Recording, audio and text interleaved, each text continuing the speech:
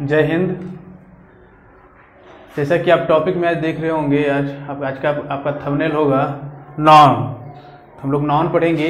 हालांकि उससे पहले कल का एक क्वेश्चन था, जो कल मैंने क्वेश्चन लिख दिया था कि what is the smallest number which is divisible by all digit from 1 to 10।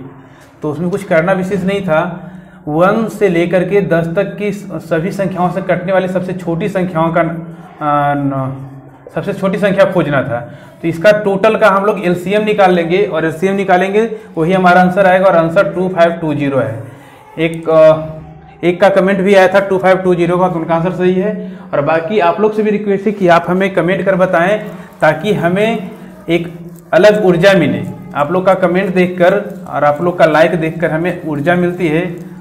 तो आप लोग से भी रिक्वेस्ट है कि आप लोग भी लाइक करें, कमेंट करें और वीडियो को शेयर करें। चलिए आगे, आज ज़्यादा समय नहीं गवाते हैं, हम लोग डायरेक्ट टॉपिक पे आते हैं। जैसा आप लोग ने थंबनेल में देखा होगा, नाउन मीन्स संज्ञा।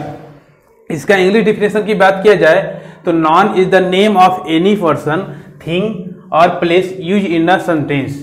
यानी वाक्य में प्रयुक्त होने वाले किसी भी व्यक्ति, वस्तु या स्थान के नाम को संज्ञा कहते हैं। ये हुआ इंग्लिश डिफिनेशन, ये हुआ हिंदी डिफिनेशन। हम ठेठ वाला समझा देते हैं, ये तो बस याद करने के लिए, एग्जामिनेशन वगैरह के लिए। हम ठेठ में समझाते हैं कि दुनिया की वो सारी वस्तुएं जो आपको दिखाई दे दे, जिसको आप महसूस कर लेते हैं, बस वो नाउन हो जाएगा। दुनिया की वो सारी वस्तुएं जो आपको दिखाई दे दे और जिसे आप महसूस करते हैं, वो नाउन है।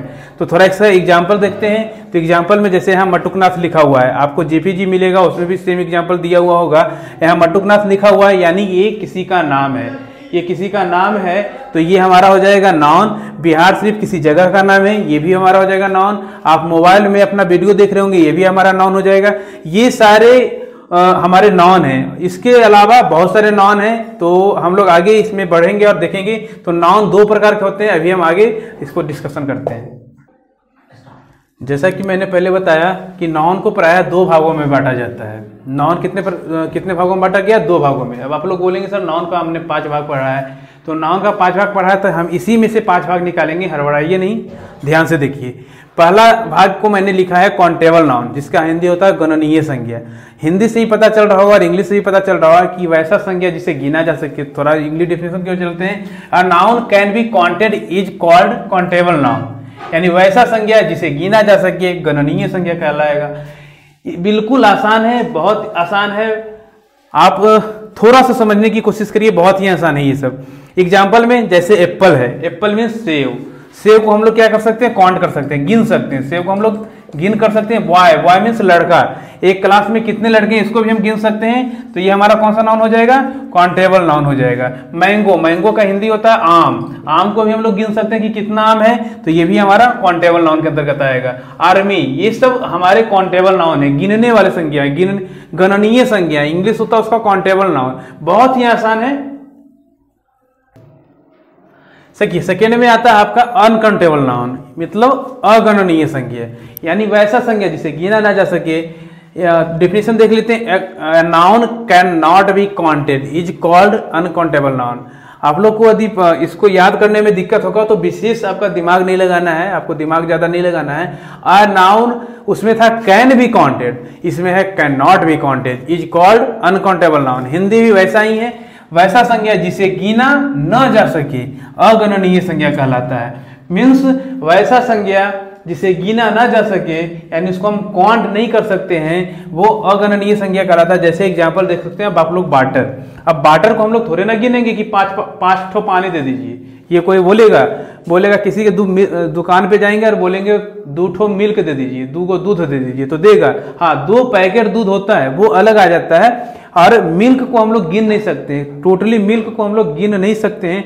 ऑयल को भी हम लोग गिन नहीं सकते हैं। गोल्ड मतलब सोना, यानी वैसा सामान जिसको हम गिन नहीं सकते। ये सबको तौल सकते हैं, ये सबको तौलने का चीज है, ये गिनने का चीज नहीं है, ये तौलने का चीज है। जैसे चाइल्डहुड हो गया, बचपना, लड़कपन, तो ये सब हम लोग गिन नहीं सकते हैं। तो वैसा संज्ञा जिसे गिना ना जा सके, वो हमारा अनकाउंटेबल नाउन के अंतर्गत आएगा। चलिए आगे बढ़ते हैं हम लोग। काउंटेबल नाउन को प्रायः 3 भागों में बांटा गया है। काउंटेबल नाउन को कितने भागों में? 3 भागों में। जिसमें फर्स्ट है आपका प्रोपर नाउन, यानी व्यक्तिवाचक संज्ञा। एक डिफिनेशन देख लेते हैं। The name of a particular person thing और place is called proper noun, यानी किसी खास व्यक्ति, वस्तु या स्थान के नाम को हम लोग व्यक्तिवाचक संज्ञा कहते हैं। किसी खास, अब कैसे खास होगा ये हम लोग कल्पना करते हैं। तो मानिए कि आप क्लासरूम के अंदर बैठे हुए हैं और क्लासरूम के अंदर बहुत सारे लड़के हैं और टीचर्स आए, बोले कि बच्चों, या फिर बोले कि बच्चे खड़े हो जाएंगे, तो कौन सा बच्चा खड़ा होगा पता नहीं चल रहा है। लेकिन यदि उसी में से किसी खास बच्चे का नाम लिया जाए, जैसे बोला जाए कि राम खड़े हो जाएंगे, तो राम खड़े हो जाएंगे तो उसमें राम नाम का ही लड़का जो रहेगा वही खड़ा होगा। मान लेते हैं कि कोई मोबाइल हमने खरीदा है, तो कोई पूछे कि आप कौन सा मोबाइल खरीदे हो जी, तो हम बोलेंगे कि सर हम मोबाइल खरीदे, तो पता नहीं चल रहा कि कौन सा मोबाइल। लेकिन यदि हम बोल दें कि सैमसंग का मोबाइल खरीदे, तो ये कब पता चल रहा है ना कि सैमसंग कंपनी का ही मोबाइल है। बोलेंगे हम लोग शहर जा रहे हैं, तो कौन सा शहर जा रहे हैं, तो ये बोला जाए कि बिहार सिर्फ शहर जा रहे हैं, तो ये हमारा हो जाएगा प्रॉपर नाउन, यानी व्यक्तिवाचक संज्ञा, यानी वैसा संज्ञा जिससे किसी खास व्यक्ति या वस्तु या स्थान को सूचित करता हो, जो किसी खास व्यक्ति, वस्तु या स्थान को सूचित करता हो वो प्रॉपर नाउन होगा। और बाकी के दो नाउन, काउंटेबल नाउन के दो और नाउन है, वो आगे हम लोग देख लेते हैं। हाँ, तो देखते हैं आगे। काउंटेबल नाउन का पहला हो गया हम लोग प्रॉपर नाउन जान लिए। सेकेंड में आपका है कॉमन नाउन, जिसका हिंदी होता है जातिवाचक संज्ञा। थोड़ा डिफिनेशन देख लेते हैं। The noun denote the cast of a person, thing और प्लेस, यानी यह संज्ञा किसी व्यक्ति, वस्तु या स्थान के जाति को सूचित करता है। तो कौन सा जाति? जाति वो वाला जाति नहीं, कुर्मी वाला जाति, वो जाति नहीं चलेगा यहाँ ये जाति चलेगा कि उसके पूरे समूह को दर्शाया जाए। यानी यहाँ मैन लिखा हुआ है, आप लोग समझ जाएंगे एग्जाम्पल से। यहाँ मैन लिखा हुआ है, तो मैन का हिंदी होता है आदमी। मैन का हिंदी क्या होता है? आदमी। अब आदमी में बहुत सारे नाम होते हैं, तो जो नाम होगा वो हमारा प्रॉपर नाउन के अंतर्गत आ जाएगा, और जो पूरे आदमी को सूचित कर रहा है ये हमारा कॉमन नाउन के अंतर्गत आएगा। जैसे इसमें प्रॉपर में आप लोग देखे होंगे कि वहां एक राम लिखा हुआ होगा, तो राम एक आदमी का नाम है, तो राम हो जाएगा प्रॉपर नाउन, और मैन हमारा हो जाएगा कॉमन नाउन। CN मतलब कॉमन नाउन, PN मतलब प्रॉपर नाउन। मोबाइल यहाँ लिखा हुआ है मोबाइल का मतलब हो गया ये पूरे मोबाइल की जाति को सूचित कर रहा है, यानी जितने दुनिया में मोबाइल है सभी मोबाइल को सूचित कर रहा है मोबाइल। लेकिन इसी मोबाइल में से हम ले लेंगे सैमसंग का, तो सैमसंग सूचित कर रहा है किसी खास पार्टिकुलर मोबाइल को, यानी जो पार्टिकुलर को सूचित करेगा वो हमारा हो जाएगा प्रॉपर नाउन, और जो मोबाइल यानी पूरे जाति को सूचित कर रहा है ये हमारा हो जाएगा कॉमन नाउन। इसके बाद है प्लेस लिखा हुआ। प्लेस का मतलब होता है जगह, स्थान, तो ये हमारा हो जाएगा कॉमन नाउन। कॉमन नाउन कैसे हुआ? तो प्लेस यानी कौन सा प्लेस, ये पूरे प्लेस को, पूरे जितने भी प्लेस हैं उसको सबको सूचित कर रहा है, तो ये हमारा हो जाएगा कौन सा नाउन? Common noun. और यदि इसी प्लेस में यदि बिहार सिर्फ लिख दें, बेनार लिख दें, कुछ और जगह का नाम लिख दें, कोई पार्टिकुलर जगह का नाम लिख दें, तो ये हमारा हो जाएगा प्रॉपर नाउन। लेकिन यदि सीधा प्लेस लिख दें तो ये हमारा हो जाएगा कॉमन नाउन। एक और एग्जांपल देख लेते हैं। मान लेते हैं काऊ का हिंदी होता है गाय, तो दुनिया के जितने भी गाय रहेंगे ये गाय से सूचित हो जाएगा। दुनिया के जितने भी गाय हैं यही गाय से सूचित हो जाएगा। लेकिन हम बोलते हैं ना कि हमारे घर में एक गाय है जिसका नाम है हीरा नाम है, नहीं, हीरा नाम है हमारे गाय का, तो ये हीरा हुआ, तो ये कोई प्रॉपर गाय को सूचित करता है। और काव का मतलब होता है गाय, यानी दुनिया के जितने भी गाय को वो हमारा काव हो जाएगा। तो काव हमारा हो जाएगा कॉमन नाउन में, और उसी का कोई नाम रहेगा तो हमारा हो जाएगा प्रॉपर नाउन में। चलिए तीसरे में हम लोग आगे बढ़ते हैं। काउंटेबल का ये लास्ट है। काउंटेबल नाउन में ये तीसरा है। पहला था प्रॉपर, सेकेंड हमारा कॉमन, और थर्ड हमारा कलेक्टिव नाउन है। कलेक्टिव नाउन का हिंदी होता है समूहवाचक। समूह से आप लोग को पता ही चल रहा होगा कि समूह का मतलब होता है बहुत सारे लोग, यानी this noun denotes collection of person और थिंग, यानी कि यह संज्ञा किसी व्यक्ति या वस्तु के समूह को दर्शाता है। हम लोग डिफिनेशन बहुत हार्ड नहीं किए हैं, बहुत सिंपल में आप लोग को डिफिनेशन याद करवाने की कोशिश कर रहे हैं। ये डिफिनेशन बहुत आसानी से याद हो जाएगा। यानी वैसा संज्ञा जो पूरे कलेक्शन को दर्शाता हो, जैसे MOB मॉब लिखा हुआ है यहाँ, इसका हिंदी होता है भीड़। क्या होता है हिंदी? भीड़। तो भीड़ का मतलब क्या हुआ कि वैसा जगह, वैसे लोग जो एक साथ में बहुत सारे लोग इकट्ठा रहे, तो हमारा वो क्या कहलाएंगे? भीड़ कहलाएंगे। इंग्लिश उसका क्या होगा? मॉब। बंच का मतलब होता है गुच्छा। बंच का मतलब होता है गुच्छा। गुच्छा का मतलब हो गया चाबियों का गुच्छा भी हो सकता है, अंगूर का भी गुच्छा हो सकता है, यानी वैसा समूह जिसमें बहुत सारे चाबियों का गुच्छा होता है, ये हमारा क्या हो जाएगा? कलेक्टिव नाउन हो जाएगा। आर्मी का मतलब होता है सिपाहियों का समूह। सिपाहियों के समूह को हम लोग क्या बोलते हैं, आर्मी बोलते हैं। इसके अलावा देखिए एक मॉब हुआ, एक होता है क्राउड, CROWD क्राउड। क्राउड का भी हिंदी होता है भीड़ ही, लेकिन दोनों में अंतर क्या है बाबू, तो थोड़ा सा अंतर भी हम लोग समझ लेते हैं। मॉब का मतलब भीड़ होता है जो आप लोग क्लास में गैदरिंग वाला भीड़ होता है, ये गैदरिंग का भीड़ हुआ जो आप लोग क्लास और स्कूल में करते हैं। ये मॉब मतलब भीड़ होता है जो क्लास और स्कूल में करते हैं, यानी वैसा भीड़ जिसमें मारपीट ना हो। लेकिन क्राउड का भीड़ मतलब ये होता है कि वैसा भीड़ जिसमें मारपीट की भी संभावना रहे, यानी कि गुस्साए लोगों का भीड़ को हम लोग क्राउड बोलेंगे और नॉर्मल भीड़ को, गैदरिंग वाले भीड़ को भीड़ बोलेंगे, मॉब बोलेंगे। तो कलेक्टिव नाउन भी आप लोग को समझ में आ गया होगा। तो काउंटेबल में यही 3 था, पहला था प्रॉपर, दूसरा था कॉमन और तीसरा कलेक्टिव। तो इसमें बहुत सारे कलेक्टिव नाउन भी हैं, तो आप लोग यदि चाहें तो उसका भी हम लोग JPG बना करके दे सकते हैं, लेकिन आप लोग को कमेंट करना पड़ेगा उसके लिए। इसके बाद हम लोग बढ़ेंगे अनकाउंटेबल। तो अनकाउंटेबल 2 प्रकार के होते हैं बाबू। तो पहले हम लोग देख लेंगे मटेरियल नाउन को। अनकाउंटेबल 2 प्रकार के, पहला होता है मटेरियल, दूसरा होता है एब्स्ट्रैक्ट। तो मटेरियल नाउन का हिंदी होता है द्रव्यवाचक संज्ञा, यानी this non denote the state of matter और लिक्विड। यह संज्ञा द्रव या तरल अवस्था को सूचित करता है, यानी वैसा सामान जो हमें द्रव या तरल अवस्था में प्राप्त हो उसे हम लोग मटेरियल नाउन बोलेंगे। जैसे राइस, राइस का मतलब होता है चावल। तो चावल को हम लोग या तो द्रव्य अवस्था में रख सकते हैं या किसी मैटर में, मतलब ये हम लोग खरीद सकते हैं। तो हमें खरीदने में हमें ये पीस के हिसाब से नहीं मिलेगा, इसे हमें खरीदने के लिए इसे केजी के हिसाब से खरीदना पड़ेगा, या इसको यदि गोल्ड को खरीदेंगे तो कैरेट के हिसाब से खरीदना पड़ेगा, वाटर को खरीदेंगे तो लीटर के हिसाब से खरीदना पड़ेगा।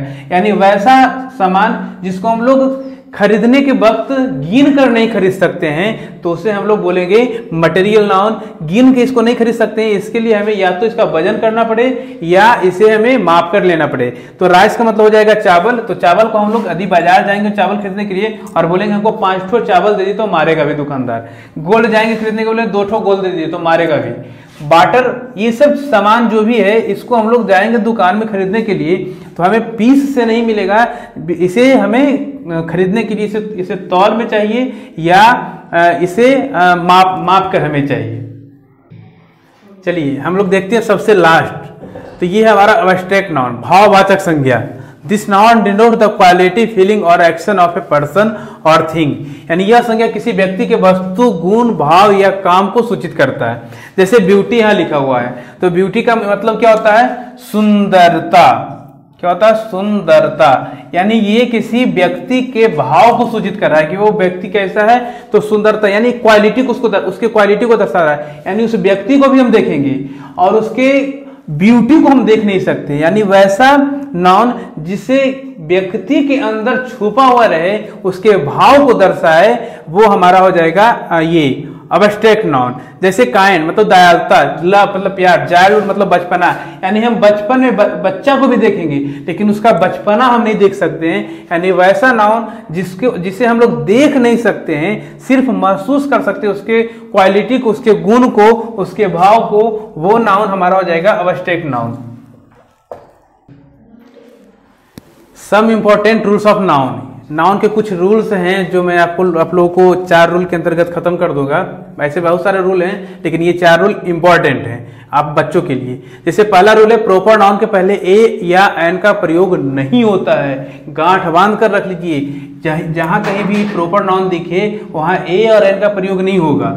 जैसे प्रॉपर नाउन मान लेते हैं कि राम है, राम एक प्रॉपर नाउन है, तो इसके पहले या तो ए या तो एन का प्रयोग एकदम नहीं होगा, ये एकदम वर्जित है, इसके साथ ये वर्जित है। प्रॉपर नाउन का पहला लेटर हमेशा कैपिटल होता है। ये प्रॉपर नाउन चाहे सेंटेंस के बीच में रहे या सेंटेंस के शुरू में रहे, ये हमेशा क्या होगा, कैपिटल लिखाएगा। यानी सेंटेंस के बीच में भी रहेगा तब भी राम कैपिटल लिखाएगा, और सेंटेंस के शुरू में भी रहेगा तब भी राम का आर कैपिटल ही लिखाएगा। तीसरा रूल कह रहा है कि कॉमन नाउन के पहले ए या एन का प्रयोग होता है, यानी जहां हमें प्रयोग करना उचित लगेगा। जैसे मान लेते हैं कि कॉमन नाउन का मतलब कौन सा हो गया, जैसे काऊ कॉमन नाउन हो गया, तो इससे पहले ए या एन, तो यहां तो ए लगेगा। मान लेते हैं एप्पल है, APPLE एप्पल, तो ये हमारा इसमें ए या एन का प्रयोग हो सकता है, लेकिन ये प्रॉपर नाउन में ए या एन का प्रयोग नहीं होगा। यहां हो जाएगा और वहां नहीं होगा। इसमें चलते हैं, एब्स्ट्रैक्ट नाउन के पहले द का प्रयोग नहीं होता है। एकदम गांठ बांध कर रख लीजिए, जहां भी अब्स्ट्रैक्ट नाउन आपको दिखेगा वहां द का प्रयोग हम लोग नहीं करेंगे। ये आप बच्चों के लिए है। ये नाउन जो है, नाउन देखिए बाबू ऐसे पढ़ना है, यूकेजी से क्लास जहां तक आप बढ़ते जाएंगे वहां तक नाउन पढ़ना है, और सब में नाउन ही पढ़ना है, और सब में उतना ही पढ़ना है। लेकिन कुछ रूल्स उसमें बढ़ जाते हैं जो आप बच्चों को नहीं पढ़ना रहता है। तो ये नाउन का जो क्लास है ये आप लोग देखेंगे, कोई भी बच्चे देख सकते हैं, ये भी सभी के लिए है, सभी के लिए है ये रूल, ये नाउन का जो आज का वीडियो है।